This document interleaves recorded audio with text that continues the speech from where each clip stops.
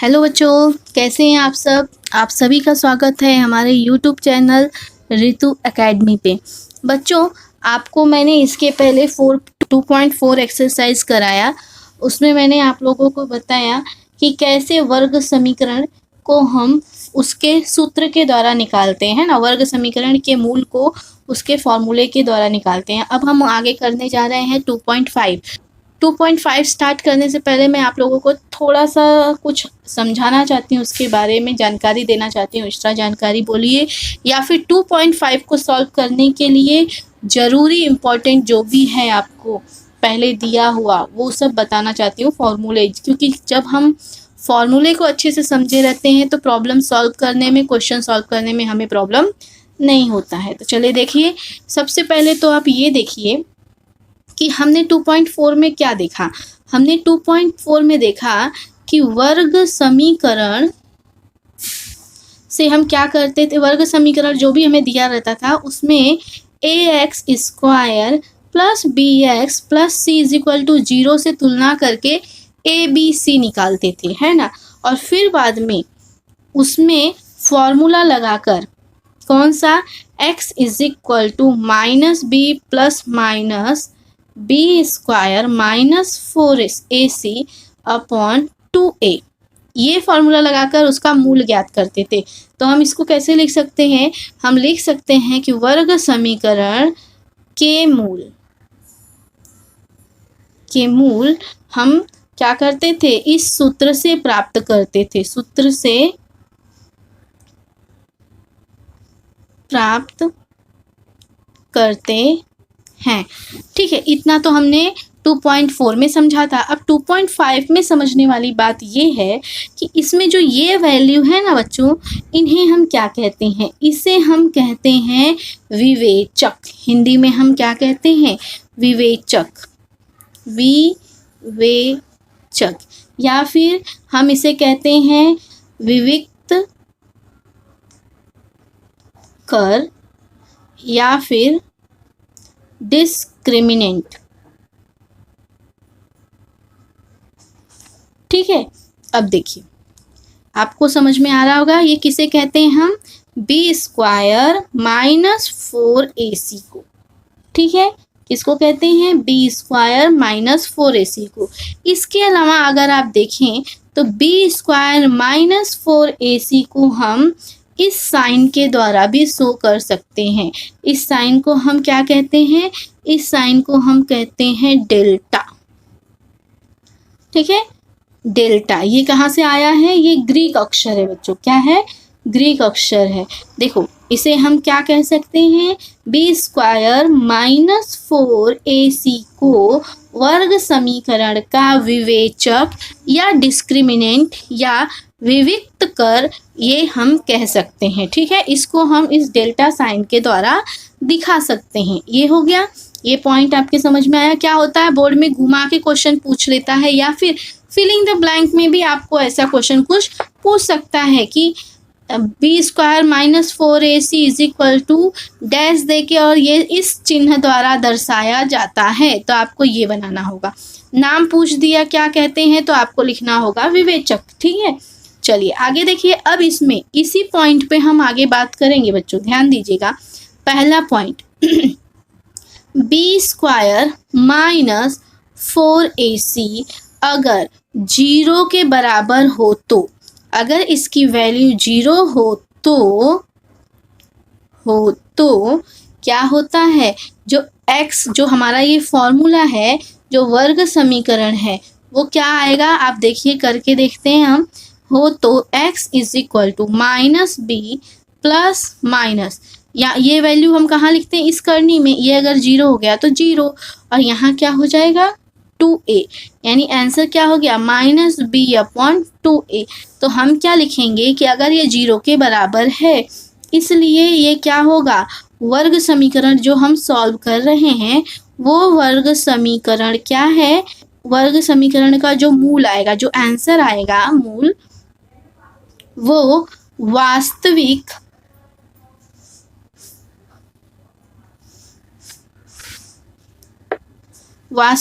तथा समान होता है। समान होते हैं। अगर आपको याद नहीं हो रहा है तो आप इस बात को ध्यान में रखिए कि यहाँ क्या हो रहा है, माइनस बी अपॉन 2a हो जा रहा है, और यहाँ पे जो प्लस माइनस का डाउट है कि मतलब ये भी हो सकता है ये भी हो सकता है, ऐसा सब खत्म हो गया है। ये फिक्स हो गया कि इसकी वैल्यू यही ही आएगी, इसके अलावा कुछ और नहीं आएगा। ठीक है, चलिए अब आगे देखिए कि अगर बी स्क्वायर माइनस 4ac ये बड़ा हो 0 से तो क्या होगा।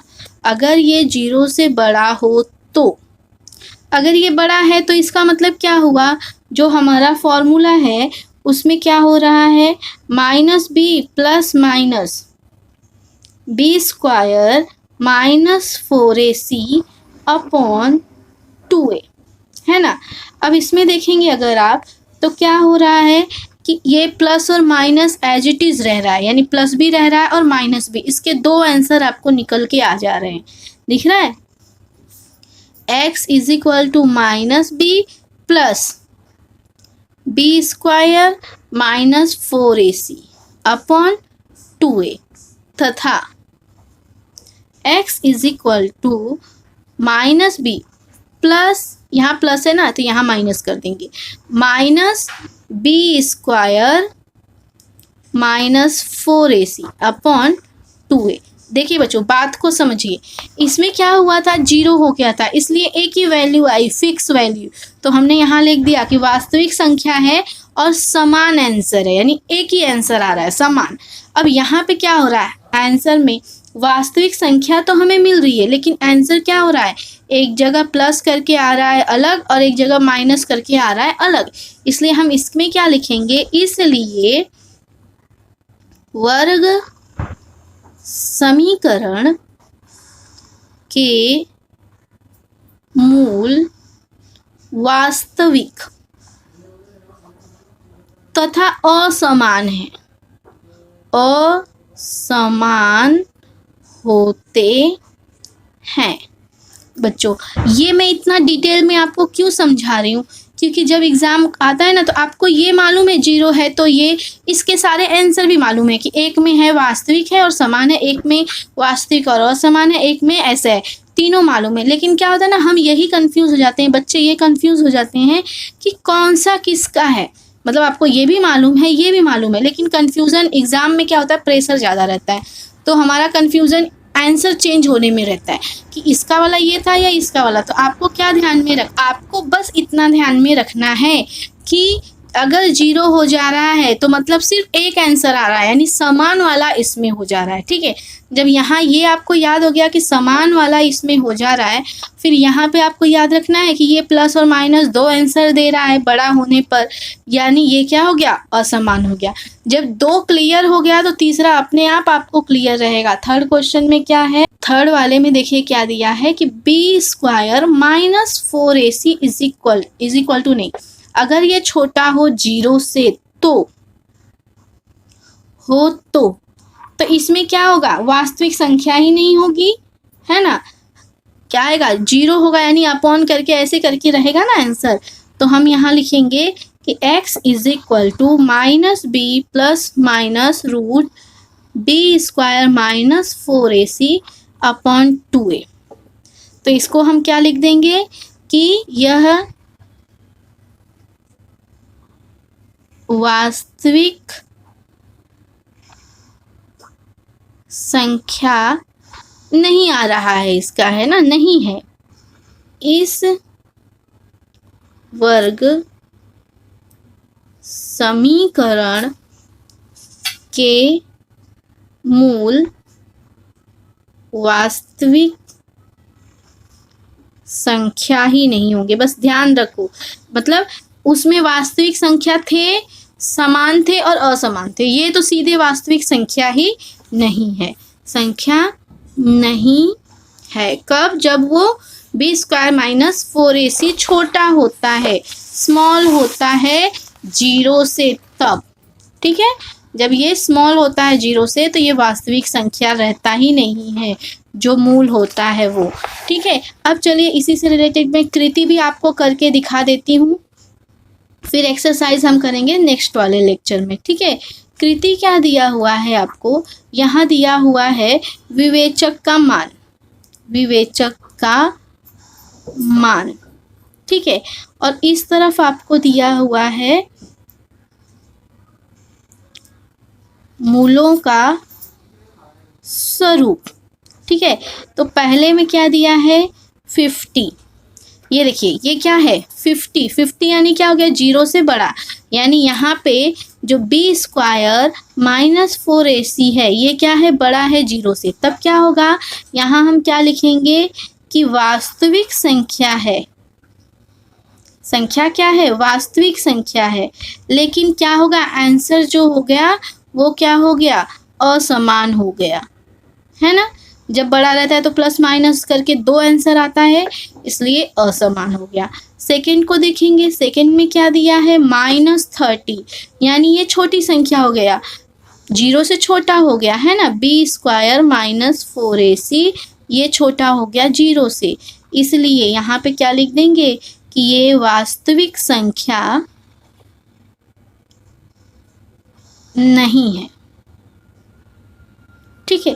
अब थर्ड पॉइंट देखते हैं, थर्ड पॉइंट में क्या दिया है 0 दिया है, तो 0 क्या है b square minus 4ac is equal to 0 हो गया।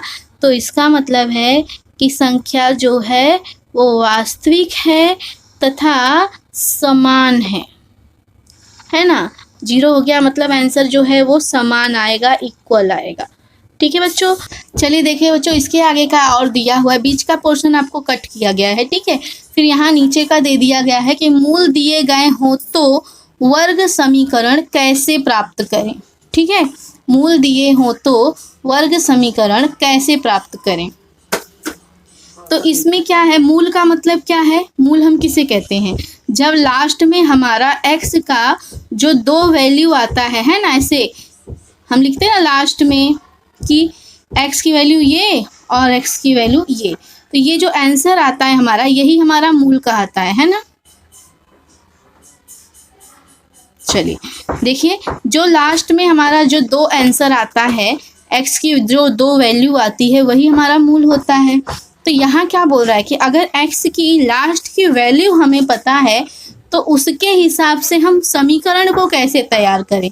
तो चलिए देखते हैं कैसे करते हैं, ठीक है। यहाँ पे हमें क्या करना होगा, मैं पहले हेडिंग डाल देती हूँ। चलिए देखिए यहाँ पे क्या होगा, सबसे पहले हम मान लेते हैं कि माना अल्फा तथा बीटा ये चर x चरांक वाले वर्ग समीकरण के मूल हैं, मतलब ये दोनों आंसर हैं, हाँ मूल हैं, ठीक है। अब यहाँ देखिए मतलब x की वैल्यू अल्फा है तथा x की वैल्यू बीटा है, ठीक है। अब हम इसको आगे सॉल्व करते हैं, ये यहाँ पे प्लस में है तो यहाँ जाके अगर ये माइनस में रहा होगा तो ही ना आगे जाके प्लस में हुआ है, तथा ये x है, हाँ x minus beta is equal to 0, याद आ रहा है ये स्टेप आता है। इसके बाद हम इसको इस तरफ लाते हैं तो प्लस में करके ऐसे कर देते हैं। अब हमें उसे उल्टा लेके आना है, ठीक है। जो हमने सीधा किया है, मतलब अभी तक हम क्वेश्चन कैसे कर रहे थे, इसके बाद ये आ रहा था। अब देखना इसके बाद क्या आएगा, इसके बाद ये आएगा कि ये दोनों का ऐसे रहे होंगे कि x माइनस अल्फा कोष्टक में x minus beta is equal to 0। कुछ याद आ रहा है, हम समीकरण सॉल्व करते हैं तो ये आता है, फिर ये करते हैं, फिर ये करते हैं। हमें यहाँ पे समीकरण की तरफ जाना है तो हम ये किए, फिर इसके बाद यहाँ आए, फिर यहाँ आए, ठीक है। अब क्या करेंगे, अब इनका हम कर देंगे आपस में मल्टीप्लिकेशन। इसका मल्टीप्लिकेशन इससे करेंगे तो क्या हो जाएगा एक्स स्क्वायर, फिर क्या करेंगे x का अगर इसमें कर रहे हैं तो क्या हो जाएगा x बीटा। फिर यहाँ पे अगर देखिए अब ये तो इसका हम इस दोनों में मैंने कर दिया, अब इसका मैं करूँगी तो माइनस अल्फा x, फिर ये माइनस का गुणा बीटा में होगा तो यहाँ क्या है ये माइनस है ये माइनस है, plus alpha into beta is equal to 0। देखें। अब इसमें हम क्या कर सकते हैं, यहाँ देखिए एक्स स्क्वायर माइनस, ये माइनस मैंने ले लिया। अब इन दोनों में से मैं कॉमन क्या ले सकती हूँ, एक्स, तो मैंने एक्स को निकाल लिया। बचा क्या यहाँ पे, ये बीटा और अल्फा, ये माइनस बाहर आ गया है, माइनस एक्स मैंने बाहर लिया ना, तो बीच में क्या बचेगा, बीटा प्लस अल्फा बीटा, ये मल्टीप्लिकेशन है दोनों के बीच में। देखिए आपके पास एक समीकरण तैयार हो गया। मैं इसको ऐसे लिख सकती हूँ, एक्स स्क्वायर माइनस, ये अल्फा पीछे है, इसको मैं आगे कर सकती हूँ, कोई प्रॉब्लम नहीं। चाहे मैं एक में दो जोड़ूँ या दो में एक जोड़ूँ, वही बात होगी जोड़ने में प्लस करने में, है ना। और एक्स को मैंने पीछे कर दिया और ये हो गया अल्फा बीटा। ये चर हैं, ये चर हैं, ये चरांक है दोनों, ठीक है। ये हमारा समीकरण यहाँ बनके तैयार हो गया अल्फा बीटा वाला, ठीक है। अब हम इसको कैसे लिख सकते हैं, इसे हम ये भी बोल सकते हैं कि अल्फा तथा बीटा मूल वाले वर्ग समीकरण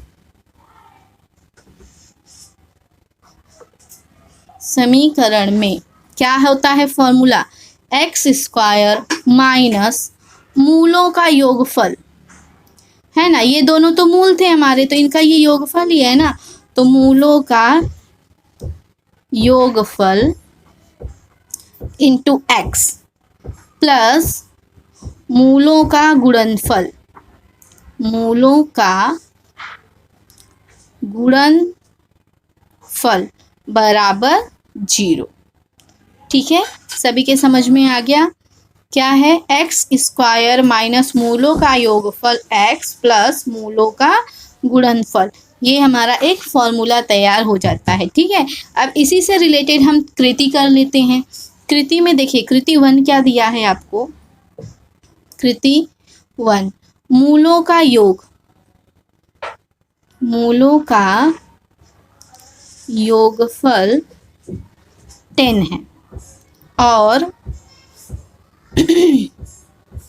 मूलों का गुणनफल 9 है। तो इन दोनों का यूज करके हमें वर्ग समीकरण बनाना है ना। इसलिए वर्ग समीकरण क्या बनेगा, आप सभी को मालूम है कि एक्स का स्क्वायर माइनस मूलों का योगफल, तो योगफल मुझे दिया है 10 और ये एक्स प्लस गुणनफल भी दिया है।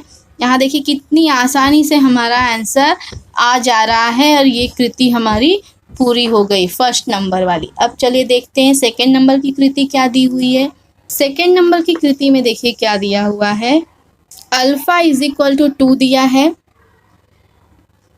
और बीटा इज इक्वल टू 5, ठीक है। तो अब हमें क्या करना है, एक्स स्क्वायर माइनस, फॉर्मूला आप सभी को याद है, आप चाहें तो फॉर्मूला लिख सकते हैं, alpha plus beta X plus alpha multiply by beta is equal to 0। अब इसमें वैल्यू पुट करिए, अल्फ़ा प्लस बीटा यानी 2 प्लस 5 एक्स, यहाँ 2 इंटू 5 इज इक्वल टू 0। तो एक्स स्क्वायर माइनस 5 प्लस 2 कितना होगा 7x और यहाँ 5 2 ज़ा 10 इज इक्वल टू 0। ये देखिए हमारा आ गया समीकरण, ठीक है। समझ में आ गया आप सभी के, ये हो गया हमारा समीकरण। कृति नंबर 2 भी यहाँ पे हमारा सॉल्व हो गया बच्चों। तो ये तो हो गया 2.4 का कुछ बेसिक, ठीक है। अब मैं एक्सरसाइज लाऊंगी आपको अगले वीडियो में। अगर आपको ये अच्छा लगा, समझ में आया, तो लाइक करिए वीडियो को और चैनल को सब्सक्राइब करके बेल आइकन जरूर प्रेस कर लेना। बेल आइकन में ऑल नोटिफिकेशन पे क्लिक करिए बच्चों, अगर आपने नहीं किया है तो, ठीक है। चलिए मिलते हैं नेक्स्ट लेक्चर में, तब तक के लिए बाय।